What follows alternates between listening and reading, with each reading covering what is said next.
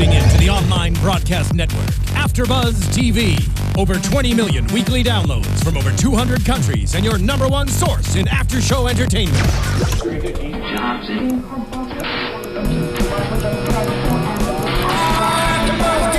AFTERBUZZ TV, the destination for TV superfans, producing after-shows for over 300 of your favorite TV shows, interviewing celebrities and showrunners, and bringing you behind-the-scenes exclusives. All thanks to E! Entertainment's Maria Menounos, producer Kevin Undergaro, and internet leader Akamai.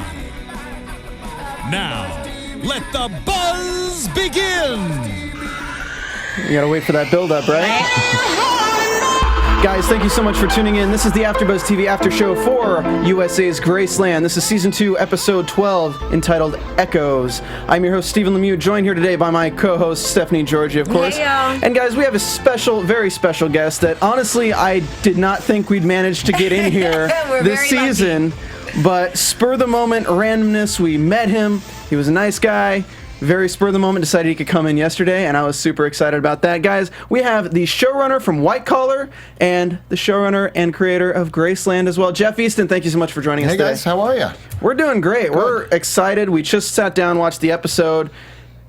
Damn. Yes. A lot happened. Yeah, 12 was one of my favorites. Good. Yeah, and it's kind of a... I always say this about this series, in that in Season 1, it's about kind of like a slow build to Episode 6, 7, or 8, and then right from there it just takes off and goes down this hill of crap is happening. Right. And of everything, which usually is so good. Oh, I love it. And my kind of synopsis for this episode is everybody is doing things that are important except Paige. Yeah. Well, kind of. You'll see that changes big time next week. But Okay. Yeah, so Her storyline was very intense and like expanded this season. Mm-hmm. It kind of turned a lot of fans off with how it expanded, but it also you needed that kind of humanistic character to bring things back down to a, hey guys, like, you need to kind of like fight for this stuff, because when they look at Mike and say, hey, you're not sentimental, and he says, yeah, I am. That's the one thing I wrote. That's so funny. I was like, ooh, that's Oh my God, quote. you're not serious. That's literally all I wrote. I was like, that was a great line, because I loved Mike's reaction to that, because it was so quick, and honestly, no one had said anything like that to him during the show yet, and so I was happy, like, he got butthurt about it. So He did. He got a little butthurt about yes, it. he did. Okay, so I like the episode. We're going to go ahead and break it down. First things first, I'm going to go ahead and break down Briggs. So it opens with Briggs. Let's go ahead and just knock him out real quick. So it opens up with him alone at Graceland, kind of walking up to a window, talking to Charlie through the glass. She thought he'd run. Everything about his character says he's run. His go bag last season, where he was almost on the verge of being discovered as Odin. And he just says, I'll always stay for you, because you're the reason he stayed in the first place. Really, Briggs, you were about to get the hell out of there last season. So, He was, and then Charlie's tears made him stay. So she says he should move out, and he doesn't get that she's not mad about Juan. She's mad that he lied to her, because it's just kind of like the whole premise of Graceland as the place is a place where they don't need to be putting on their undercover personalities. Right. It should be a place where they're all the same. They can be open with everything they're talking about. And honestly, like, nobody has done that at all. Except maybe like the first episode of the season before Mike came in. Right. Mike always They were all manages. solid. Yeah, Mike just tears crap up and makes everybody hate each other. So basically, this scene really kind of reminded me of the final scene with.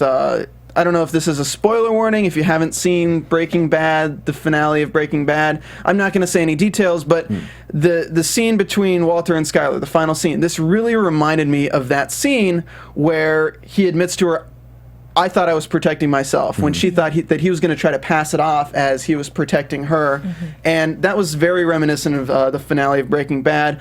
But the next time we see him is he sees Sid talking to the phone to Carlos, talking about how he's still back in, and he invites Briggs on a road trip to Tecate, which at this point we're thinking, okay, cool, everything's going as planned. Right. Briggs is in. They're going to knock this out of the park. Sid's going to get arrested. But this is not the finale episode. This is the penultimate episode, which means everything has to go terribly, terribly wrong. Yeah. And make us cry and make Stephanie really sad. You should have seen. That was nuts. I was like, no. I know. It's Because Sid, like, I like him because, to be perfectly honest, if I was in LAPD, I think that, you know, maybe I would help him out doing some of this stuff. I don't know. He seems like a cool guy. But then he bothers me because he's going against my team. Well, it's so interesting how Carmine plays the character. Is it pronounced Carmine? Carmine Giovinazzo, yeah. Yeah, it's so interesting how he plays the character because you could have gone several different ways with Sid Markham's character. It could have been this very Weasley dude. It could have been this very, like, playing it cool dude. This is kind of the guy's guy. It is. He's playing it in such a way where you can really relate to the character and you can't hate the character because... I mean, we kind of now we can a little bit, but like from his perspective, he's not like really. Especially after the background story that he told us, the fact that it came from somewhere not just like trying to. I'm not trying to be a bad cop. It's just that I made a relationship with this person. Oh, sorry that was so far away. I made a relationship with this person and decided to continue to help him. They were helping each other out. I think what helps Sid also is that he has this kind of like swag to him. He's charismatic. He's very charismatic. He's charismatic, but he's also cool. He's cool. Like he's not like he's not a wheeze or anything like that. Right. Like he's just a cool guy. He's slick. He's smart. The way he talks. Everything about him. Right, Carmine and I had worked together. One of my first TV show was Shasta McNasty back in '98. With Gary Busey's son, right? Yeah, Jake and Carmine and Dale. And Carmine, he was a star. And, you know, at the time, I mean, he's a really good actor. And then he went, you know, and was on CSI for years after Shasta because we did a season and out. And the thing is, I just knew how good he was. And we'd been wanting to work together for, you know, a few years or several years. And the thing is, I wanted something where it wasn't, you know, he's going to come and do a guest appearance on White Collar. I wanted something that was a little meaty for him. And finally, you know, Sid came up and, you know, we met and I talked to Carmine. And we, you know, we've, again, known each other for years. And I know what he's capable of. And the one thing he said was, you know, I want to really dimensionalize this guy, and you know, we talked about it. And the one thing that was nice was to really create, you know, kind of a sympathetic bad guy, a guy that you sort of understand. I wanted at a certain point you kind of go, you know, we wanted the idea of him sort of teaming up with Briggs to be like a real option, like Mike's being a dick, and you know, it's like it's like, you know, whatever, Paige is going insane and Charlie's angry, and it's kind of like, fuck it, I'll go over here with and hang out with Sid. He's fun, he's cool. And one of the issues we had with the network was, as we got closer to the finale, it's like, we've got to make him like, you know, you got to start hating him a little bit because God, he's too nice. Yeah, you can't have him be like, he's not going to become part of Graceland. Right. There's no way for that happening with working with Carlos Solano. That was actually one of the things I was going to ask you. So you sought him out for this role when you heard about it. He didn't have to audition. You recognized. No. We had Gail Pillsbury, who is my casting director, who, you know, has done all my shows. Her and I were talking, and I kept saying, we got to find something for Carmine. And that came up, and she called me about the same time and said, what do you think, Sid? And it's like, yeah. Perfect. That's awesome. Absolutely. But, by the way, can I say something going back to that first scene with Briggs and Charlie? Because you brought it up. It's funny because I'd actually... Everybody I knew was like, have you seen Breaking Bad? And I hadn't. So before the season started, I power watched the entire 6 seasons in a month and a half, which was pretty awesome. I still haven't seen it. Well, are you kidding? I haven't seen it. Oh my God! So the end is amazing. Go ahead. I don't mind. But no, the funny part was, because I hate to admit it, because I was power watching it, I'd skipped that last scene with Skylar. So when you said that, I'm like, oh, interesting, because I didn't actually see that one. Oh, wow. But now I have to go watch it again. Really, what that came from is Stephanie McNabb, who's my tech advisor, and Sam Rifkin, who's my assistant. Both were very angry at me what I'd done to Briggs over the season, and they're like, you know what, he needs to stand up and say, I love this woman, and, you know, really not run away. And so really that's where the inspiration for that came from. No, they were yelling at me, going, you know, oh my gosh. all the guys were like, no, get him out of there. But that sounds the like women me. were like, no, so good idea. Well, it's also kind of like, you can't have the stereotype of the guy who gets the girl pregnant and then runs away. Like, you can't have that again, especially in a USA show. And this is even better because I didn't expect Briggs. The fact that everything that's happening is unexpected to me, I appreciate, because I didn't expect Briggs to be about it. I thought that he was just going to be angry and against it and tell her, no, we need to figure out something else, or because of our job.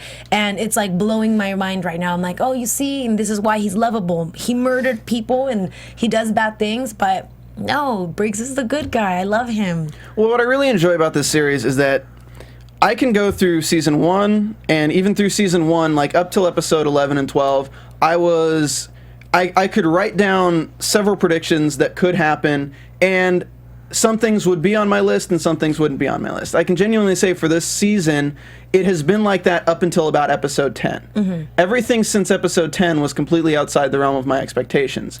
So that kind of it's refreshing to see in a TV show, because as somebody who, like, I pick apart TV, I love good writing. And it's not to say that if I predict something it's not good writing, it's to say I love being astounded and I like being surprised. Right. So this episode and last episode have surprised me. Oh, so I'm absolutely. really looking forward to next episode, and I'm really looking forward to season 3. We need to get a season 3 Right, announcement. not quite. I don't know. The network actually just texted me. Oh, they have not finalized. They don't have an air date for the White Collar final season, but expect to be notified. And there's no notification on our 3rd season pickup for Graceland. I hope like in 15 minutes you guys just like I know, right? That'd be great. That'd be amazing. Here at AFTERBUZZ TV I know, right? exclusively. That'd be great. And because I wasn't here last week, I did absolutely love last week's maybe my favorite episode, where Briggs goes crazy. That was just talking about the network. It was a really tough sell for them. It was like, we do an episode where Briggs goes nuts. And look, to their credit, they said, awesome, go for it. And then initially off the scripts, they were like, no, we're not going to do this. So it was a real tough fight up until the final, where they all finally really embraced it. So we really love it, and it worked good too, because we went to the screening party for that, and that's where I ran into you guys. Yes. There you So go. the timing worked really well. Shout out to Chris Massey and Yes, Chris, all them. and, very good. Yes. But that was actually interesting, because with last episode where Briggs is going crazy, it plays well with his dream sequence when he's breaking into the ground, because at first you're thinking, well, I guess this doesn't make sense, because we were watching with you guys at the bar where like we turn around and see things. So when I first see him breaking ground, I'm like, oh, is he digging up a go bag and he's gonna put Mike's body in where No, a go me bag too. is? That's what cracked us up, was that we managed to watch even the very last scene and knew nothing about it, because when we came here the next day and watched it, we were still mind blown. Like, wait, but we saw all of this, but simply because we didn't hear it. Yeah, the scene it with that changed words everything. is Charlie really pissed at Briggs about hitting that deer. I know. That's What are you doing? You're making a mess in the living room. Right. Good point. Oh man, it was crazy. I also, while we're on the subject of Sid, I did want to ask: are we going to get to see Sid and Charlie interact at all? Because they were on CSI New York together, Right. so I didn't know if they had any chemistry that you guys tested for the show. No, I mean, the reality is, look, I wish we could test for chemistry, but there's never time. I mean, we shoot the show in Florida.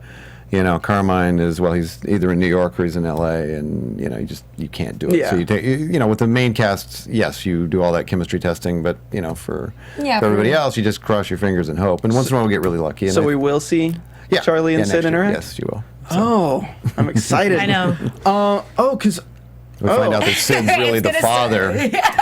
no. Get out of here. Oh my God.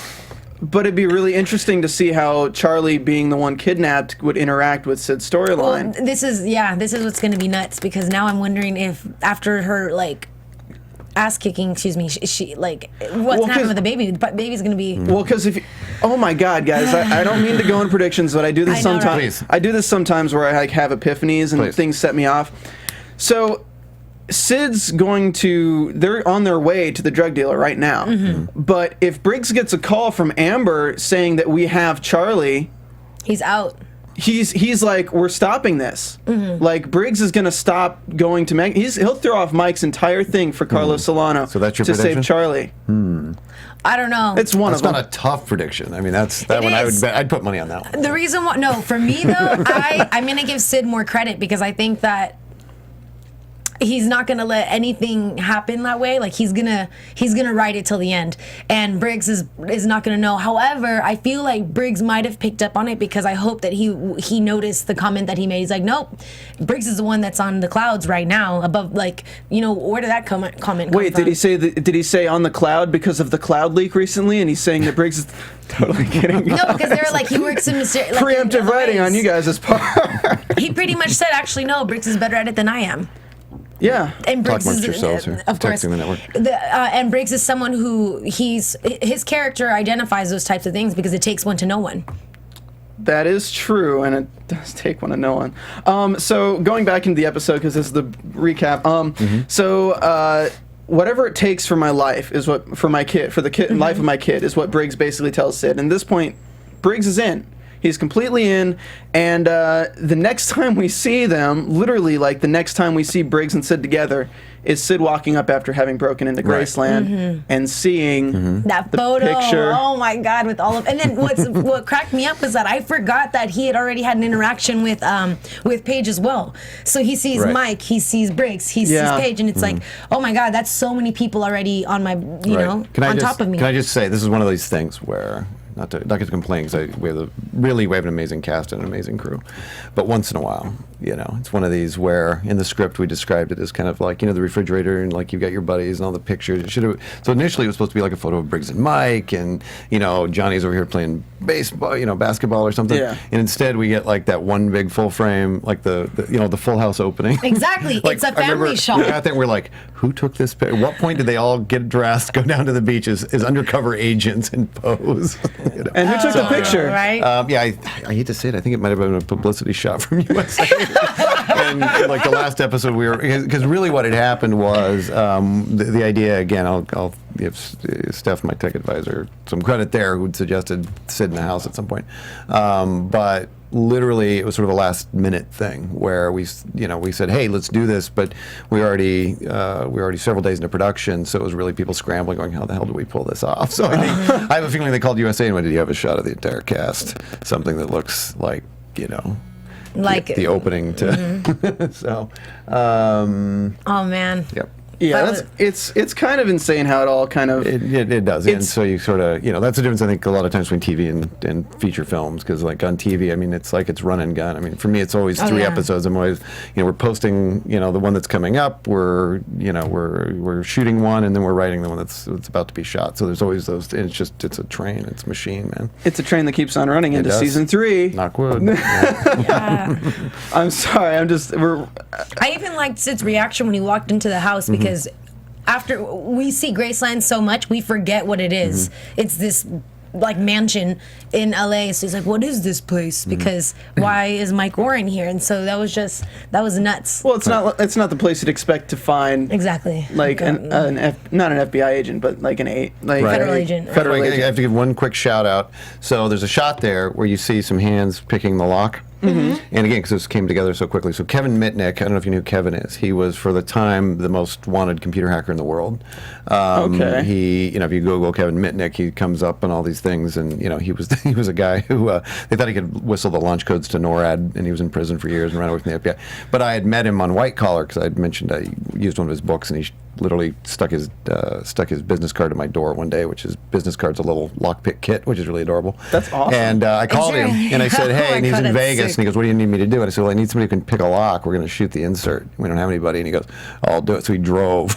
So he literally picked that lock. It's Kevin's hands picking that lock. So there's your shout out. So that's really awesome. Foremost computer hacker picking our lock. Only at AfterBuzz TV would you ever know that. Exactly. The other one is the door we're picking is actually the door to my office. So.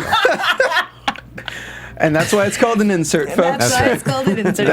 That's when you're filming pickups. Yeah, exactly. So let's move into Mike's trouble. So Johnny's putting a bunch of lighter fluid on a fire. Mike's talking about how he's frustrated with Sid on the beach. It goes up in flames. This is a big metaphor for everything that's going on with the show right now, where Johnny is saying Johnny keeps saying he knows what he's doing. Right. And even later in the episode, we get a scene between Jakes and Johnny where Johnny says, "I got it all under control." And Jake says she's going to be the death of you. So this is a big, dramatically ironic metaphor. Right. It's kind of hard to say. Of everything that Johnny thinks he's in control of ends up going up in flames and backfiring on him. Absolutely. So it's really big foreshadowing for the finale, where we all believe Johnny is probably going to bite it big. Interesting. No. And everyone on our YouTube is comments are saying that if Johnny dies, I'm so out, guys. everyone who's so passionate about a show that if a character dies, they'd stop watching. They're never going to stop watching. Exactly. Yeah, we'll see. I mean, look, I'm not a big fan of killing characters. Right. Most characters, but you know, I mean, look, I'm on record as being like the biggest S.H.I.E.L.D. fan in the world. And can I spoil the S.H.I.E.L.D.? Never seen it, but go for it. Okay. S.H.I.E.L.D. is like the spacey kind of. No, it's Sean Ryan's. It's Vic Mackey, the dirtiest cop in the world. When they kill Lem, when they throw a grenade in Lem's lap and blow him up, I was out for a couple of years. I didn't watch. Wow. But then, you know, with same thing when they killed Ned Stark on. Game of Thrones. I was done. Of course, I came back. So You should not watch Sons of Anarchy then. no, unfortunately, it's one that I didn't get to. But Yeah, binge anyway. watch that one. Season So, 7 coming up. I'll be hosting the after show. I can predict that almost all of our characters will survive this season. So I'm loyal, Almost. so I'm gonna be watching anyways. If I like Does the the show, I baby like the count as show. a character? No, that's who I thought the entire time. Everyone said someone was gonna die. I was like, no, please don't let it be the baby, because what the hell is Charlie gonna do with the baby in Graceland? Press release goes out. Jeff Eastin kills babies. I don't think it's going to be the babies. I don't know. I don't know about that one. Well, no, but Oh, she can man. lose it. That's probable because she's in her first trimester. It's such a delicate stage of the pregnancy that. Well, and we did get the scene with Charlie, and Right. we're not talking about Charlie right now, but the scene with Charlie where she is at the person giving the ultrasound, and he says, as long as you're out, not in distress, if you're in distress, the Exactly. baby's in distress. And I'm actually going to throw out a Twitter question that I was going to do on the okay. interview real quick. Sure. Dun, dun, dun. Actually, no, it was one of my questions. Never mind. No, but do you mind? I do a quick shout out because I promised it, somebody I would. totally. Okay, to Sharif Atkins, who plays Agent Jones on Yes. White Collar.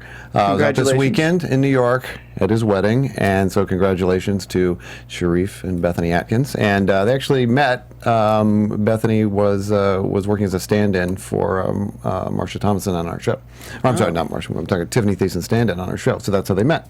And 6 years later, they're getting married. So So if your show had not lasted 7 seasons, we don't know what would have or happened. 6 seasons. Exactly. Shout out So, to Sharif and shout out to Sharif and Bethany. And Congratulations. guys. And also in Manhattan, I got to say a shout out to the beautiful, absolutely beautiful Courtney Ivy and Clarence. So they know who they are. I was like, I'm Stephanie Giorgi. So Shout out to the Bronx. my question was, baby.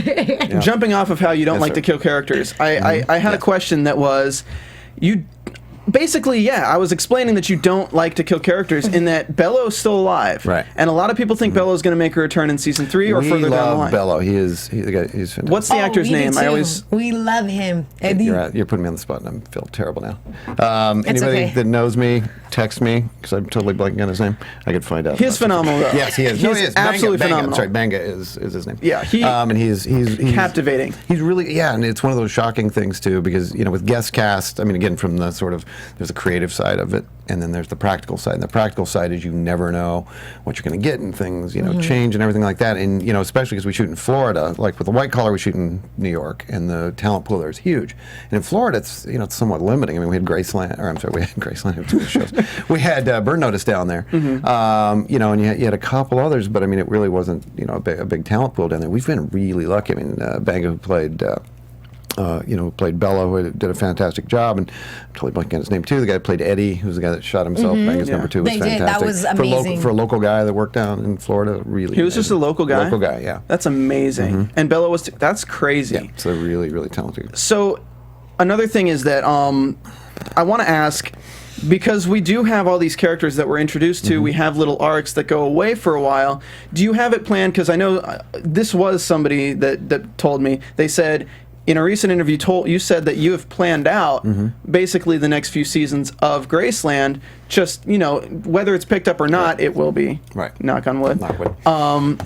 That you've planned it out. Do you think do you open up these characters with the plans to return them, or is it just in case you need to in the writing? Because I No. know we have Mike's girlfriend, Right. we have Solansky, we have all these people that. Right. Well, I can tell a Zelensky story. I'll be careful what I say, but Actually, no, we'd love to know that because we were like, what happened to what Z? happened to him? Okay, because I really love Dennis, who the actor who played him. We thought was really phenomenal, and I'll just say there was somebody at either the studio or network who wasn't a huge fan, but that's sort of what happened. It was just not Oh, a wow. fan, and yeah, it's tough because we were all huge fans, and literally, I can sort of, if I want to spoil that, the storyline there was that Zelensky was supposed to continue on, and there was going to be a second attempt on Mike's life, and we were going to, they were Kill gonna- Zelensky? Zelensky walks into it instead, which sort of galvanized the house against Sid. And when that sort of came down upon high, it was like, whoop, plans change. So Wow. and I got to say, I mean, look, as far as partners go, USA has been really fantastic. I mean, the funny part on this is, with White Collar, or the rest of the shows, White Collar's a very sort of happy show. It's kind of a family show without trying to be. And when I came to do Graceland, I'd written it already. It's an NBC show that I'd written a few years ago. And it was always really dark and stuff. And when USA had come to me and said, "Hey, we'd like to do it," I was like, "No, you don't," because no, I want the heroin and I want all this horrible things to happen. And they were like, we're cool with that. And I'm like, no, you're not. Have you guys watched yourselves? Of course you gotta be cool with that. You know, I was like, I don't want to run that through the sort of blue sky filter. And they were like, no, we're fine with it. Really? Heroin and, you know, torture and rape and everything. And they're like, no, character's welcome, baby. You know, let's go for it. So they've been really good. And so, you know, they'll put their foot down once in a while and we'll get into these fights. But for the most part, you know, they've been really good. But Zelensky was sort of a casualty of that infighting. But it really did sort of leave us in a lurch on a couple of our storylines. That's happened before. And that one was tough because, like, going into episode 8, Charlie's really angry with Sid. And, you know, at the beginning of that, she's, I want to kill this guy, he's a bad cop and stuff like that. And that was sort of our, like, oh, God, because it was supposed to be literally, he killed Zelensky, the bastard, we want him. And suddenly there was all this anger that really felt unjustified. So that was sort of a tough movement for us. And so we were kind of scrambling to shift things around. So there you go. That's I just insane. like imagine reality. the scenes right now with Zelensky dying and everything. Oh, yeah. You know, I do, but at the same time, I really like where the series went instead. Yeah, I mean, look, it's sometimes still, it worked out. Exactly. I mean, and things change. But to answer your earlier question, yeah, we plan a lot of these things. You know, Dan Shattuck, who's going to be, you know, my number 2 next year. He and I actually at the beginning of this season had sat down together and literally just started. We took each character and said, what do we do? And, like, for example, Paige was interesting because in season 1, you know, Serinda She was like the vixen and whatnot. Yeah, well, she came in late. I mean, she was not who we'd originally, you know, cast, and she came in late, and we hadn't really, like, blocked out a storyline for her, so she kind of just, you know, got filled in here and there. And, you know, each year, you know, because when I had originally pitched the show, you know, Daniel Sunjata was not, you know, who I had in mind. It was like, you know, I wanted Patrick Swayze from Point Break. That's what it was. You know, in the script, he's described with long Comanche hair, you know, and then Daniel came in and kind of blew us away. But, you know, Briggs was originally kind of this, you know, dark, introspective guy, and Daniel's like, hey, how you doing? I'm Daniel, you know, and just kind of blew us away. So it took me a while to learn how to write for him. And the same thing, Charlie took a while to learn how to write for Vanessa. And, you know, I hadn't really figured Serinda out at all. And then we finally, you know, kind of cracked it. And, you know, she ended up with one, I think, the best storylines we had this year. You know, her and Johnny got really fantastic storylines, I think. Oh, my God. Johnny's storyline's Yeah, Johnny's phenomenal. great. And that one, if I can tell a little out of school story here, because I sit down and I meet with each of the actors. And with Manny, we were hanging out on Abbot Kinney down in Venice, and I said, "What do you want to do?" And he goes, "Man, I want you to, like, push me to a limit." And I go, "What's the limit for you?" And he's like, "I don't know, man. Let's, like, I don't know, maybe, like, make out with a dude or something." And I'm like, "Really? Okay." Really? Really? Yeah, I was like, "Okay, that's what you want to do." Jeff was like, done. You're done. Yeah. So we kind of pushing it. I mean, you know, this year you got to, you know, have fellatio with a gun barrel. So, you know. The best. That's the it's one the of the best perk of things working with eager actors. No, you get to do anything it's you really want. good to really, you know, and I mean, you know, Manny, who I think, the whole cast I think is exceptional, but I mean, Manny especially this year. Like last year, the one thing USA had said coming into it is, you know, we do have a really good ensemble. Let's embrace it. And so that's, I think you see that this year. We said, hey, these are, you know, The actors get to act. exactly. Right. They get to do everything they need to. And we'll actually get into this more in the creators and showrunners interview that we'll be doing directly after this. Guys, check that on YouTube as well, and we're also going to upload that to the podcast for Graceland as well, so people don't miss out on it. But let's move back into the thing. Sorry, yes. No, I love the insight. Like, it's amazing to kind of understand what goes on behind the scenes here. So let's see here. I keep doing that. So Mike's just reminiscing about how he's crazy how the buses have turned into cartel and crooked cops. Jakes doesn't think they're close, and Mike talks about how they took $3 million. So now we know the number for that. I don't know. Does Mike mean at this point that he took $3 million and that Amber has half of it, or that was $3 million and Amber has $3 more million? No, I'm sorry, go ahead. I was gonna. I know the answer. I know. I'm all trying to answer. Go ahead. Although you may be correct, we may have screwed something up. But no, the original idea was that Sid had $3 million in those boxes, and that, you know, as the second that she takes them, it's out of those boxes. So now Sid can come back, and they're looking at evidence, going, "Well, there's $3 million sitting here." Okay, you want to claim it, and he can't claim it, of course. Yeah, so of he's course. sitting there staring at these empty boxes. So yeah, and so Amber has sort of an unspecified amount sitting out there. It's whatever she can in that bag. Okay, so we don't know at this Correct. point. So Sid knows that so Jake's comments that Sid knows that he's coming, and Mike's shouldn't be so sure, which is also foreboding. It's like Sid's going to do everything in his power to not be caught. Why I love Jakes, I feel like he's the only level-headed. He's so smart. Right? He's so smart. The only issue he's ever had is with him and his son, and that's it. Shout out to Brandon J. McLaren. Yes. Who? No, he came in, right? Yeah, he's been He's in been here. twice. Such a nice guy. No, he's a great guy. I actually met up with him at the party. Morphicon. Oh, really? One of my friends from North Carolina does toy reviews, and I met up with him there, and I was like, "What is this?" And then I see a stand with Brandon's face, and I'm like, "Oh yeah, Power Rangers, right? yeah." So that was kind of really Yes, I crazy. forgot about that. Yeah, we give him hell about that. Yeah. Red Ranger, go! So he has a great line where he says, "Surviving is a greater ambition than winning." The next time we see Mike, he's working with Charlie a little bit, but then he's standing in the stone building, which is the HQ. His handler brings him into the office, and Sid's in the office. Basically, we find out that Sid is pressing charges and indicting Mike as misusing the resources, taking the money out of Sid, trying to circumvent the Fourth Amendment through uses of amber. This is the part that makes me mad about him too, because I was like, "Damn it, you're smart, God." You don't But want I'm a stupid happy- villain, though. Well, exactly. I know, of course, but and then I was happy at least that the other commander guy was like, "Okay, if you're gonna showboat, it's like good, shut his ass up." Well, the other commander guy's on Mike's side. He Right. wouldn't Clark, Mike is being such a dick to Clark, but like To everybody. Clark is still like got his back, because Clark could have shut Mike down long ago, but he's not, because Mike is telling him to trust him, even though Mike's being a total dick about it, saying like, "Yeah, man, God," I don't know. So Sid and Mike get in a fight outside. Of course, obviously Sid is provoking Mike. Mike is just dumb to take the bait, slips the tracker in his pocket. I don't know if you guys, it was a very quick scene. I don't know if you guys caught that. Yeah, well, that was funny because in editing there was a big debate because originally there was 2 shots of him digging around in the pocket, and I'm like, Jesus Christ! It's like if Mike's like, "What do you? Get your hand out of my pocket." Well, good, yeah, we ended up with exactly, one, 'cause but that was a big. That was one of those big, network discussions. The alternate scene where he's digging in the pocket, and then suddenly they start making out. Exactly. Yeah. I gotta say, I love just Carmine's reaction to that first punch is one of my favorite things. So. Oh, where he doubles him over with the gut. Yeah. Oh, it was great. Yeah. It's such, and even like those two characters, great chemistry. Like it's Yeah. so weird. I mean, Aaron Tveit is absolutely magnificent. So And then we see Clark just looking. I'm like, really? Which one dude? of my, it always gets a good laugh from me in that shot. He looks back and he's like, "Oh, Jesus." I know, I know that was so good. He didn't have to say anything. They had stopped, and he's like, "You're an idiot. You knew exactly what you did." Yeah. So Enough said. Mike's fixing his wound, and Charlie mentions the black eye. He says this is an echo, a reminder of something in the past. So, That's me. right before we get.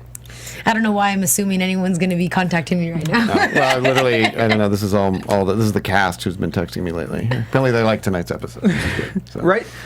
Right as we mention an echo, a reminder of something in the past, this is where Mike says that we do have to do what we have to do, Charlie, even if it hurts. Charlie walks away, comes back With the sits tape. and I'm sitting there like, no, what are you doing? No, because Briggs deserves to have that tape go to Mike. Briggs deserves to get taken down. But Briggs is so amazing, and he's great, and a character on the show, so you just... Well, it doesn't matter, but it was good because at least Charlie said that it's the father of my child. I can't do it. Like, just be careful. I think that maybe Mike, and I'm happy that Mike identified that as an accident when he heard the tape first. So he's not just like angry inside. He's trying to figure it out for himself. That's just a big deal though, because they know what the circumstances are.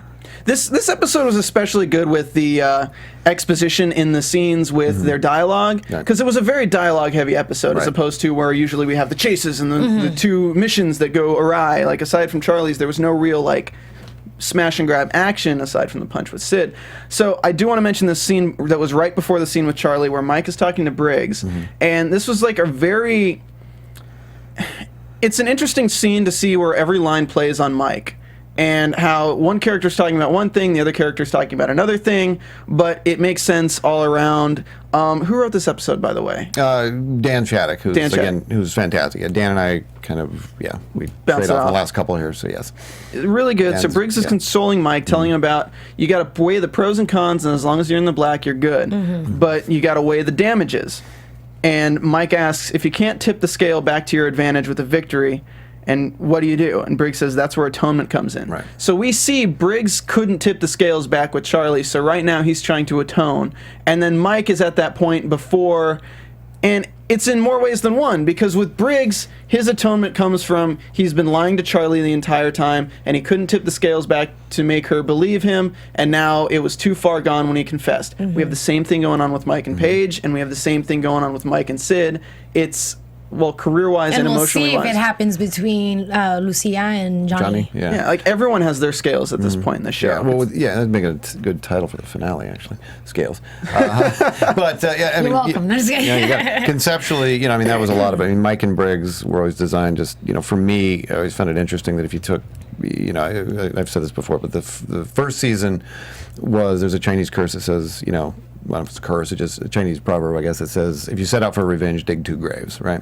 And so that was sort of the idea of it, which is you take Briggs and you kind of throw all this crap in his life and, you know, sort of mirrored some stuff I was going through personally, but it's like, it's not the stuff that gets thrown at you, but then how you react to it. And so the idea was to take 2 people, throw almost identical things at them between Mike and Briggs and sort of see how they react differently. And, you know, Briggs reacts one way, Mike reacts another. But really, I mean, you know, Mike is sort of the shadowy reflection of Briggs. I mean, that's, you know, he sort of steps behind him. And again, they were, you know, same scores at Quantico, and they've always, you know, been right behind. And really, that was the idea, to sort of this exploration of, you know, just It's like the yin and yang, but where they meld on the edge. Where they overlap on that, just to see the difference and see sort of who survives and who doesn't. Well, they've kind of flipped their positions at the beginning of the season, and now they're kind of flipping into both having new areas where they're exploring, because Briggs is getting more emotional than he's ever been in the past, and Mike is getting more knee-jerk reaction. He's not as thoughtful with his actions. He's not as He's not sentimental.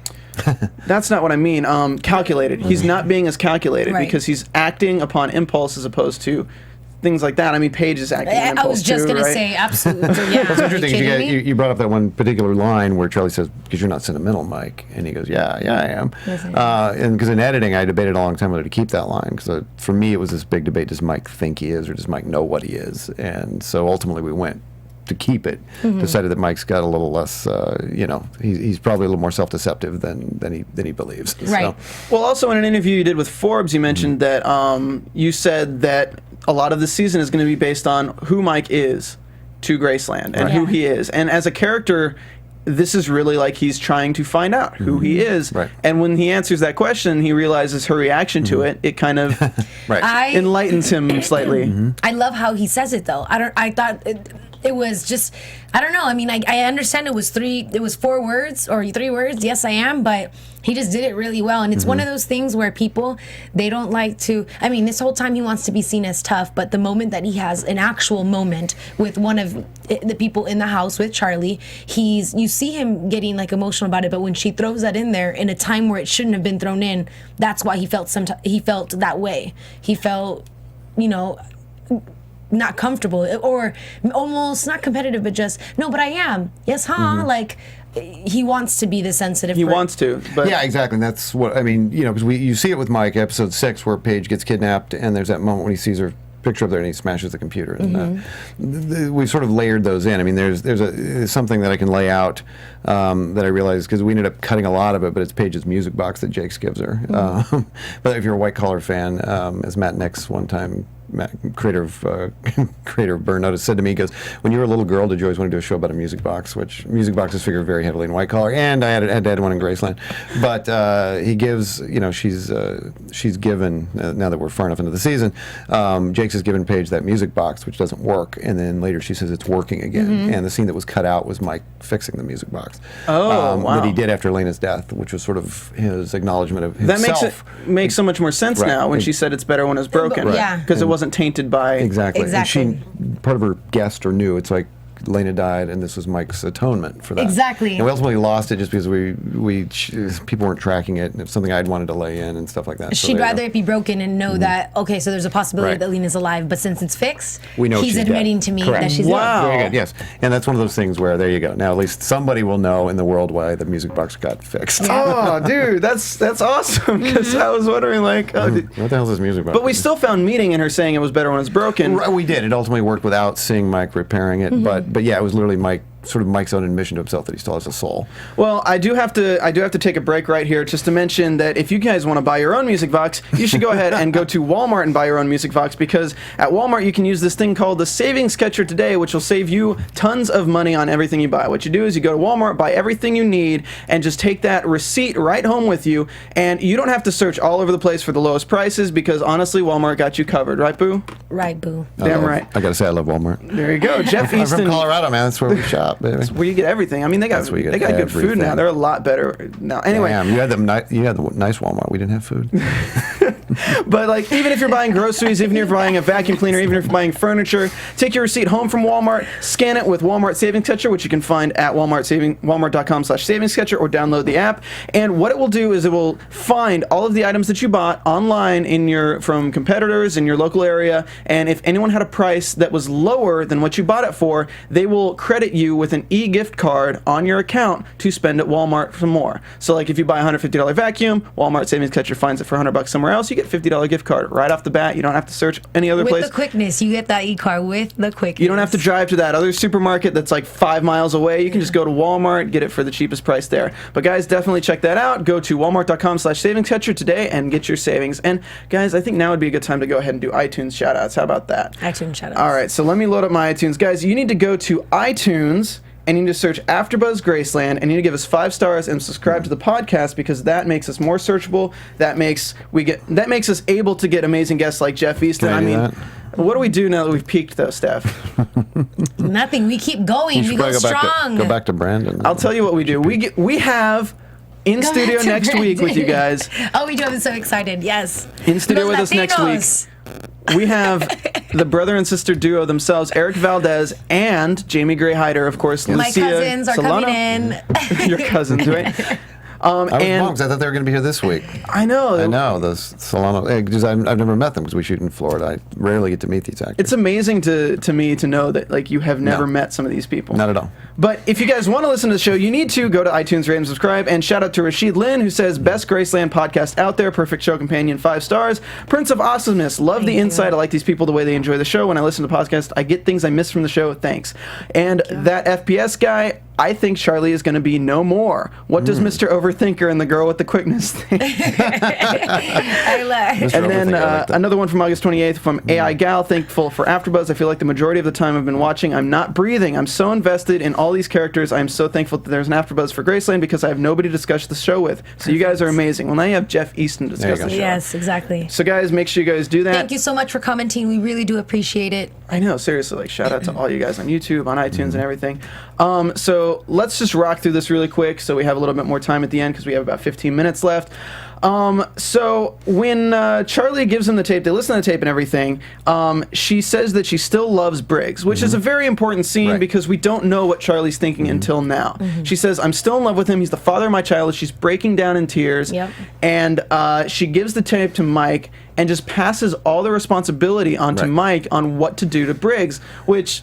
dick move, Charlie. But I mean, she's not in the state of mind where she can trust. She has to take care of her baby, anyways. It's just, again, this is stress. This is something that. I just mean when she's so emotionally unstable, anything she does has long-term consequences. She doesn't want to look back on it and completely regret either not giving Briggs up or giving him up. So she gives it to Mike. And at the end of the day, it's the father of her child. Like, exactly. Come on. So Mike says he has to sit at the border. He's arresting Briggs too. He can just keep his cover and just keep him.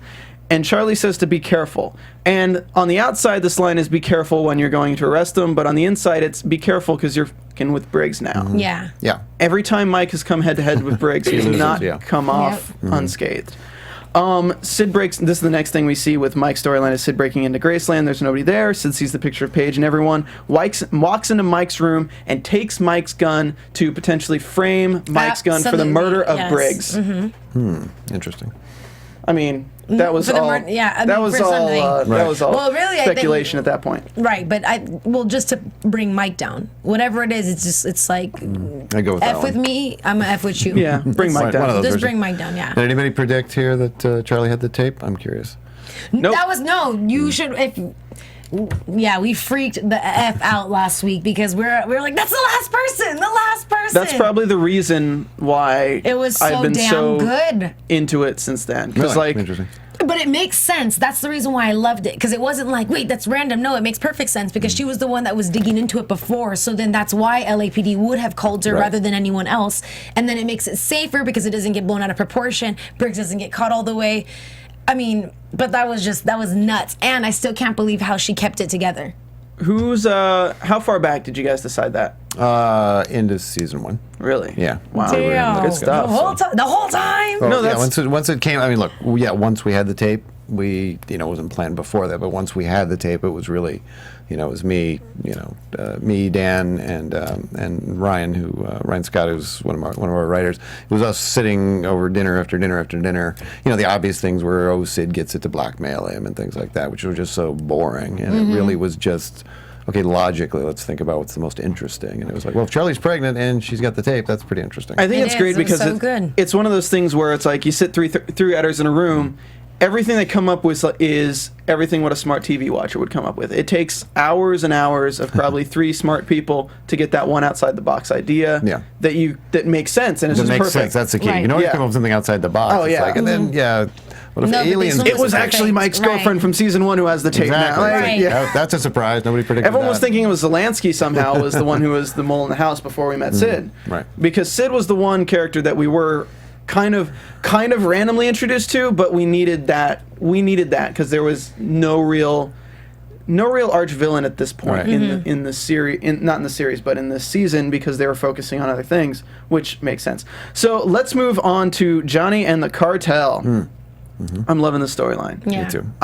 I'm not getting enough Carlos Solano though. He's a phenomenal actor. Really good. I know. I love this. Yeah, Nestor's amazing. I didn't know. I'm so happy of how well he speaks Spanish. For me, that's a huge deal. Is it really? That's interesting. What? Well, I mean, he's Hispanic. No, I know that, but there's plenty of actors, and I don't want to name names, but there's some actors that sometimes when they speak, you can tell the accent isn't their dialect, or sometimes some of the words that they say, you can tell if someone speaks Spanish or not.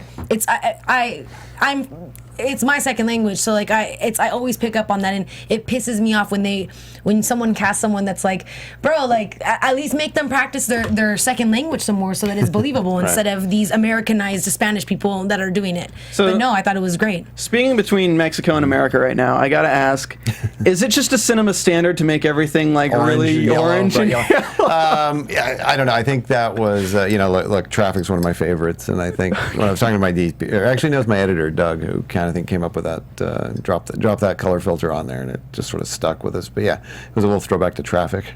But yes, or you guys didn't know it's Breaking Bad does it too. Oh, do they? No, that's true. I guess they did. I think ours is there's a little more looks like a little but it does go to bleaching process. Ours has more of a crabby yellow filter on it, but tobacco filter feels humid. Yeah, exactly. When you actually Mexico really is, when you go down there, it's the air is saturated with sodium vapor lamps, and that's not true at all. All right, so Johnny and the Cartel. But it does look different. I get it. So Johnny and the Cartel, they're going through another package drop. I'm gonna just rush through this really quick. Johnny's talking about how much he hates the desert, which is kind of funny. And he says, your Mexican ass is of the desert. And he's from Long Beach. Man, I'm from Long Beach, which is funny because Manny actually is from Long Beach. Yeah. Correct. You can tell he reps it that way. It's $20 million. We get a little bit more on Carlos, where the guy's like, you don't cross, if you know Carlos Solano, you don't cross Carlos Solano. And this actually plays more to Eric Valdez's character, Carlito, because if Carlito's about to cross Carlos Solano, I don't think he's going to survive the season. So Jakes and Johnny are marking the bills. They're talking about counterfeits. I didn't quite understand that conversation. Which one? The conversation where? Right.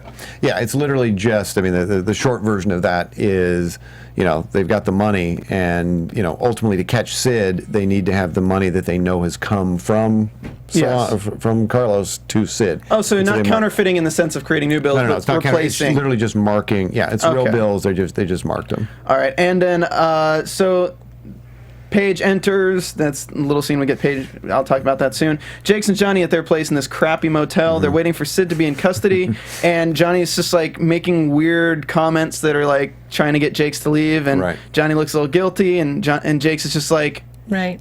Really? I know. And he's like, I don't want Lucia at that house, bro.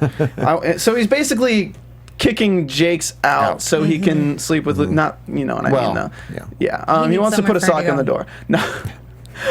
So he wants her in the morning there before the deal goes south because she doesn't want her at the house when the cops are going in, busting her potentially getting shot in the crossfire. Exactly. And this is where Jake says the girl's going to be the death of you, and this is where Johnny says, I got this under control. Next time we see is Lucia talking to Carlos Solano, and she wants to access the trust that she has because she wants to take the money out before she runs.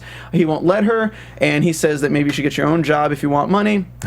Lucia says, "Well, where are you going to be when both your kids leave you? Where's your standard going to be then?" Accountability. This is where Jakes is actually meeting Carlos for the very first time, and they bring the 20 million in these big plastic buckets. Honestly, I would bring 20 million. Get those from Walmart. You know? Yes, you can. can. And if they're cheaper somewhere else, they'll give you an e-gift card. Sorry.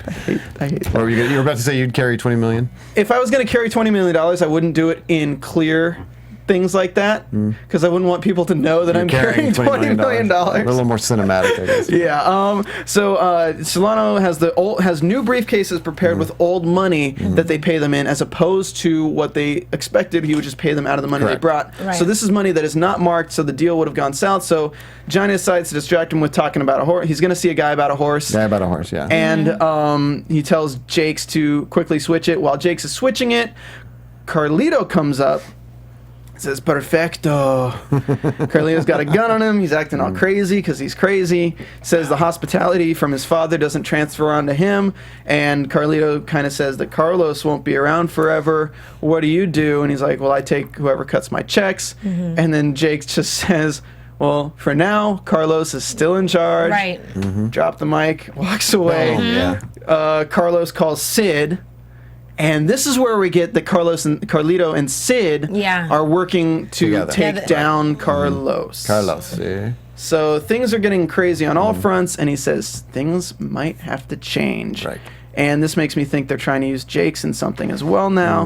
Which, Well, possible. I'm wondering if Sid will get upset because he already didn't like how Carlito did things. I understand that now it's working towards him, but Carlito's like, some things have changed. It's like, you can't this, like the heist, man. You can't change plans at the last minute, but Well, whatever. yeah, I mean, keep in mind that Sid's just lost $3 million. Now, Carlos is paying him his usual fee, which will add up very slowly. So if people ask why. so he wants his one big, then probably and, out. Yeah, and maybe the son might provide that big one and out. That's why they've sort of gotten in bed together. And if you look at when you're in the black, you're weighing the scales and you need that one big victory to push you over. You going play with to the Sid. crazy occasionally, yes. Yeah. That's interesting. So we get Johnny and Lucia talking about the Southern Cross constellation. They look like such a couple. Don't they? Aww. Yeah. She wants to live under the Southern love Cross, and he tells her about the motel, and they say tomorrow morning, room 9.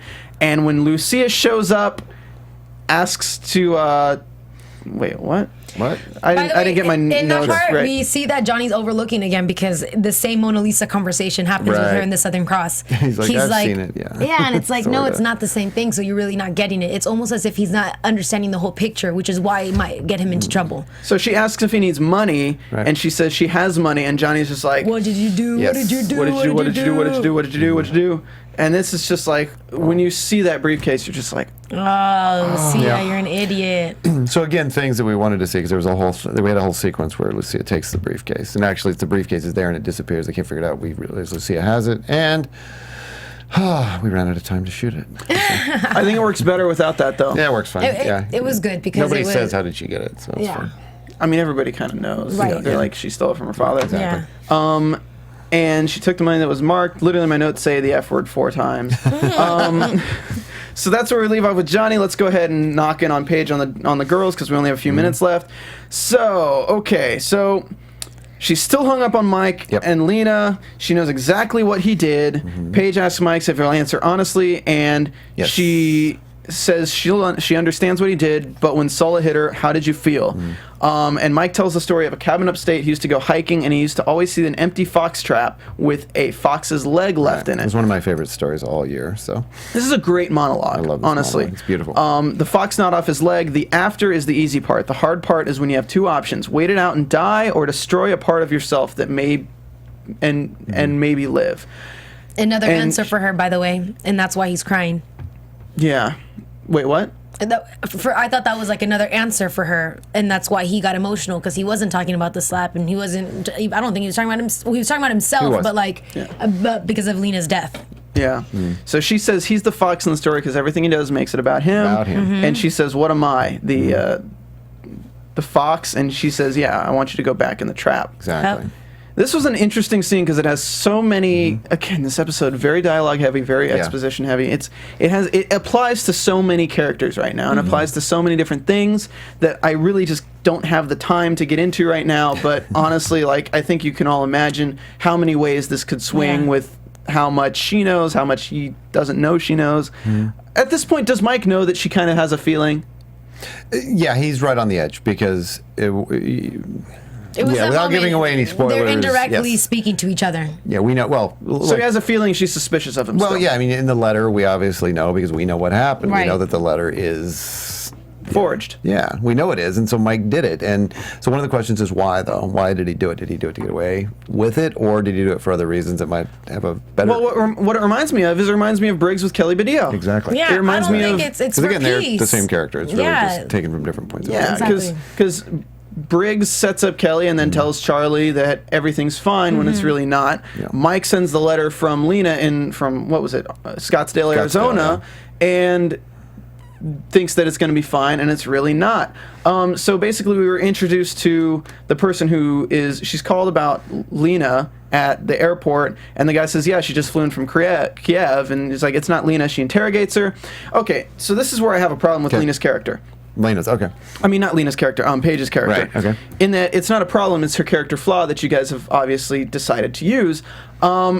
Is that when Paige first meets the Tinkerbell, she is so Attached. empathetic to her, to this person she doesn't Right. even know, and she's so empathetic to Lena, or even to the woman who she swallowed the drugs out of her own stomach. That was really gross, by the way. But Paige, when she meets this girl who's just as scared as Lena was, who doesn't know what's going on, who's trapped in an interrogation room at the airport, doesn't know, only has these boxed answers, she is being a total bitch to her. Correct. Yeah, She's but being a also- She realizes it's a sister. I mean, at this point, she Yeah. assumes it's just some other person who's stolen the identity. And, but you think about it, she's doing exactly what Mike's doing, which is, I mean, like at one point you realize that I guess all the characters are me somehow. It's Yeah. my show, I suppose. But yeah, people have said, oh, gee, Jeff, you're very self-absorbed. It's all about you. So the same thing is applying here. Mike tells a story and it's all about him, and for Paige, it's all about Paige too. I mean, she's really coming at it from her point of view. Yep. So, talking to Alina, it's the same nickname, the writing's the same, except from the folding of the paper, that's not how people fold letters when they're sending it from in the post in Europe. Right. Or just, I mean, most people fold them in, and Paige happened to refold it out, and she realized that when Mike duplicated it, he did it out. That was her big thing. I see. Okay. So rushing through Charlie, we're gonna wrap in probably 4 minutes. Okay. Kids. Paka, yes. paka, Lena. Well, because they're Let's waiting goodbye on in you to start Russian. Virgin Territories. So Charlie's checking for Billy, post hideout. She sees the gas tank. She follows the gas Reynolds to a guy who's making fish bowls with Little freaking terrariums. Tutankhamun in them. It cracks. Yeah. He calls Amber the Pixie, which I think we're probably going to hear more about later. Charlie pulls a gun on Duke. He has a number, left a voicemail on number. Mike's feeling useless. Charlie's getting an ultrasound. That's that point. Charlie's on the phone. She's called back. Meet at Saturn and Marconi at a park. Meeting with Amber, 30 minutes. Mike says he's give her a team, but you never know with that. She's driving the car, pulls up behind a van that randomly stops, and at this point I'm like, crap. As soon as you see a van that stops randomly, Oh, you're yeah, like, no you're doubt. like, crap. Don't follow Car the van. comes and hits Charlie. Poor thing. Kind of bashes her around a bit. Discombobulates her. She can't really fight back. Perfect way to do it. Performs a very, very rough ultrasound on her. They take her out. She's begging Amber not to do it. She hasn't pulled the pregnant card yet. Yep. And they drive away with her. And that is the end of the episode. Bum, bum, bum. And it really is. It's great that this episode's called Echoes, because this echoes the scene with Jake's dragged out of the car by the police and the car left open and Paige being dragged off into the woman trafficking. Right. Yeah. So everything is very reminiscent of it, and that's where we get into predictions. Oh, I can do some. Can I do them? Yeah, No, Jeff, you have to. And now, Okay, so your AfterBuzz TV. I love, what we saw that's going to come up next week, I really love what Briggs is saying. He says that Graceland, we're supposed to be taking care of each other, because everyone lost sight of that, and everyone was very self-absorbed. Everybody was. So that's really good. I think they're gonna come back for that. I think that Charlie won't use the pregnant card at all because it'll give the opportunity for them to just jab at the stomach, and whereas if she gets hurt anywhere else, You're smarter than my writers, but but if she gets hit anywhere else, then that means the baby has a chance. So she has to be thinking about the child first. Yeah, but Amber's a woman. Amber's not going to punch her in the stomach if she knows she's pregnant. That's the thing. Amber's a dog, dude. She's a sole survivor. She has to do what she's got to do. It doesn't matter. And she got pissed. She was ready to kill somebody. Why wouldn't she do it? I know, but I see people punching her in the stomach regardless. Like, Maybe. I don't see them working the face. I feel Amber giving a line about, like, I'm going to leave your face alone because I like it. Like, something like that. That's more with their character than, oh my God, you're pregnant? I'm going to just freaking punch a baby right now. Because this is an Anchorman 2. Or less mercy. Why not? It's dark. This is a dark show. It's a dark show, but USA has its limits. yeah, Right. punching babies probably isn't This is characters fascinating well. for me, by the way. Characters well. Yeah, babies not characters, yes. I'm not going to save predictions to save time. Or I'm not going to say predictions to save time. I'm going to just tell you guys that you Wait, guys. I want to hear his predictions. I can't predict. Yeah, Jeff can't predict anything. I hope Guys, you guys like my predictions. make sure you guys tune in next week when we have Jamie Gray Hyder and Eric Valdez in studio to discuss the Yes. finale of season 2 of Graceland with us. Jeff, you should make an appearance I'd if love you to. can. That'd be great. Yeah, I think if I'm not somewhere, if I'm flown back If you're up not to Manhattan, somewhere, but if the somewhere is here, Exactly. you're good. Yeah. Jeff, No, I'd thank love you to. so much for Yeah, joining Thank you us. guys. I'm really glad I Appreciate ran it. into This you was today. This fun. is great. It's amazing. Guys, follow Jeff Eastin on Twitter at Jeff Eastin, simplest thing in the Jeff world. Eastin. And you'll INEASTIN.